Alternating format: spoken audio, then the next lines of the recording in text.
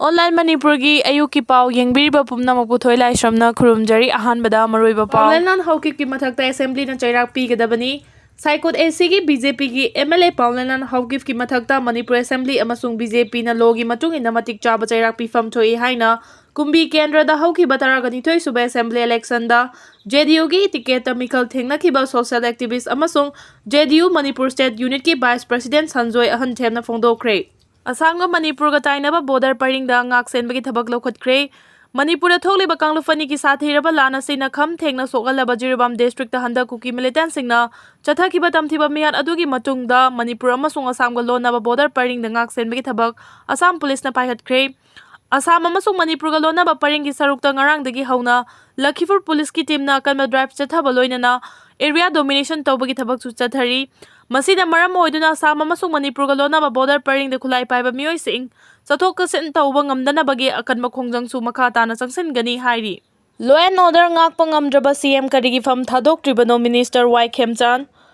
BJP na chair lauduna haukiba tingthaukaban numitta pangthokiba ruling MLA singi mifamda BJP gi MLA khara saruk yakhidraba matung BJP MLA manungda Chief Minister Nongfam Biren Yadaba mathi fonglakle mifam aduda saruk yakhidaba lenga asida Minister oiriba Singzamai Kendra gi MLA Y Khemchana tha 19 faraklaba fawba Manipur gi irang laksin bangamdraba Chief Minister ngasi fawba karigi fam thadoktribano haina hangkre News 18 na lawba interview amada mahut Minister Yumnam Khemchan hai Rajniti da yeknaba natraga marup haiba leite iseng sengna hairabada Manipur da tangdu leitadaba fibam madal lairakliba si ngasi tha 19 fakre adubu santi gi punsida hanjilhanba ngamdana leiri oirgliba fibam asida ehaki maikaidagi Chief Minister fam thadongnaba kyarak haikre adubu ngasi fawba fam thadokna leiri Chief Minister ama Manipur da santi hanjilhanba ngamdraba fawda karigi ngasi fawba fam thadokna leiri bano haina su hangki Chief Minister na kaukiba ruling MLA singi mifamda karigi saruk yakhidabano haina hangba wahangi paukhumda Minister Khemchan hai pangthokadoriba mifam adu law and order gi fibam gi matangda khannagadabani haina khangalakhi adubu hairiba mifam aduda Manipur Police ki DGP Security Advisor amadi Chief Secretary Saruk Yanaba Kaudraga Karigi MLA Singh Kauribano Pangtholiba mifam adudi MLA Singhi thoina hena mathau tade masegi mathakta numit asida miyamgi irang horaktuna MLA Singhi yummai thanaba honarakiba matam aduna mifam saruk yaba haibase oithokte Jiribamda angang ahum amasung nupi ahum militant singna faraga hatkiba thaudok pendabadagi miyamna Minister MLA Singhi yumda thomjinaki aihaki yumda supendraba miyam thomjilaki adubu aihak isamak miyamga unaduna aihakna supendriba pukninggi wafam phongdokpaga loinana soidana ngasigi justice soidana fangnaba honagani haibagi thajaba peki aihakna haijari wafam adu khongjang changsil lakhiba miyamnasu wakhal tabiki hainasu Minister Y Khemchana phongdoki ningsingba yabadi khoisaunarba miyamna numit aduda Minister amadi MLA kharagi yumda thomjinbaga loinana amangata thoanba yaukhibani Myanmardagi laklaga Manipur irang sagaliba Kno Amadi Zra gi Luchingba PH Haokip amadi Thalian Pau Guite gi mathakta lengangna thigatpagi thabak chathari Chief Minister Law and Order gi fibam hek fagalakpaga internet ki athingba lauthoklagani Kuki Lalhouba Kuki National Organization Kno Jaumi Revolutionary Army Zra gi Luchingba PH Haokip amadi Thalian Pau Guite yauna Myanmardagi laklaga Manipur irang sagatpa miyoi singi mathakta Bharat lengangna thigatpagi thabak hojik yamna kana chathari makhatana thigat handuna India da lehendana ba honagani haina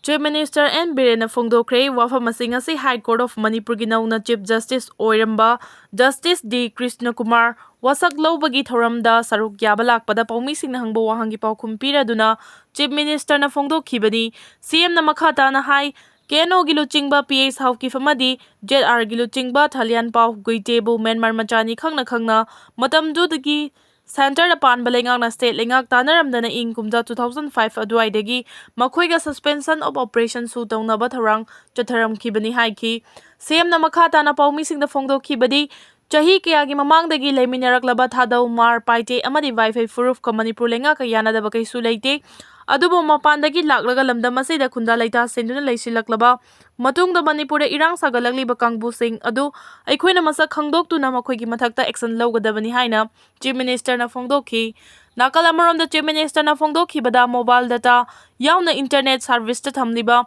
Ating Basi Tangai Fadana Tamdaba Yadabagi Tambani Law and order gi fibam khara hek fagalakpaga internet service ta thamnamba thingba lawthokani haina phongdoki CM na makhata na hai jury bam gi thawdo odugi mayokta miyamna khongdang changsin bada lengang na kari so haide madu miyam gi nungai thaba amadi pendaba phongdok chabani adubu khongjang changsiliba miyam gi marakta rajniti gi khudong chaba lawba manba thawong kya chatharaki baga loinana yum kai mai thaki bagi thawdok sing adu media khara yauna miyoi kya na social media da live thaki maduna irang asi hena chawthok hanana ba maram oirakpadagi internet thingbagi waref lawkhibani masigi mathakta miyamna changsinma khongjang gi khudong chaba lawduna yumdagi fau yauna sana lupa amadi sel kya huduna pukiba haibasi karama khongjang no thawdok sing aduda chenaba miyoi sing logi oiba thabak lokhatpa hore haina su chief minister na phongdokhi Jiribamdagi angang yauna miyoi taruk faduna puraga hatkibagi thawdo aduga mari lenana boro bekra gi relief camp ta leiriba miyam amadi police station fawba loisinabagi wakhalonda kuki terrorist aduna faba makal gi khulai paiduna attack torakpani maduda CRPF na lawkiba thodang thagatningai ni thodok aduda chenaba kuki militant sing hojik fawba faba leitri adubu makoi faba ngamnaba leptana operation chathari hainasu CM na phongdokhi Manipur ge irang asi loisinaba political party khenaba thamdana honaminasi ex minister Radan Kumar Manipur tholiba chahi amaga tha mapan rom suraklaba kangdufani gi irang asi loisinaba Manipur miyam gi mihut oriba MLA sing political party gi khenaba thamdana amato oina honabagi tangai fadaba adu lei haina hanagi minister Dr. K.H. Rajan Kumar na appeal tawkre wafam sing asi babu parada lei bahanagi minister sigi yumda pangthokpa paugi mifam amada mahangna makhata na hai jiribam gi jakurador dagi pikliba ngang yauna miyoi taru kuki militant ni haiba singna faduna pukraba matungda tamthiba miyat hatkiba thawong adu terrorist ki thawong ni makhoi gi mathakta Manipur lenga na khudakta kanba mieng changfam thoi aikoi I masel onsen aduna Manipur kai hanna bahona riba masak udaba safu asi thengnana ba Manipur kai ba pamdaba sing amatoina punsinuna thabak tawminaba gi tangai fadaba oire hairi paumi sina hangba wahangi paukhum piraduna Dr. Ratan Kumar na hai lamdam asida leiriba tongan balup sing amata punsin badanatana political party gi khena bathamdana MLA sing su punsin duna mifam ama pangthok patangai fade masigi sumathakta emergency assembly mifam kauduna hojik oriba Manipur gi sathiraba phibam masigi matang da waref lawbagi tangai fade haiki Amoram da Jiribangi Boro Bekra da Labor Relief Camp dagi angang ahum yauna miyoi taruk faduna pukraga tamthina hatkiba thawong adu laman khumbagi thawong ni haina Saikot ACG MLA Paolinlal Haokip na phongdoki wafam adu Dr. Ratan Kumar na kanba mong da yaning da phongdoki baga loinana mahaki mathakta ain gi oiba action lokhatpam to I haiki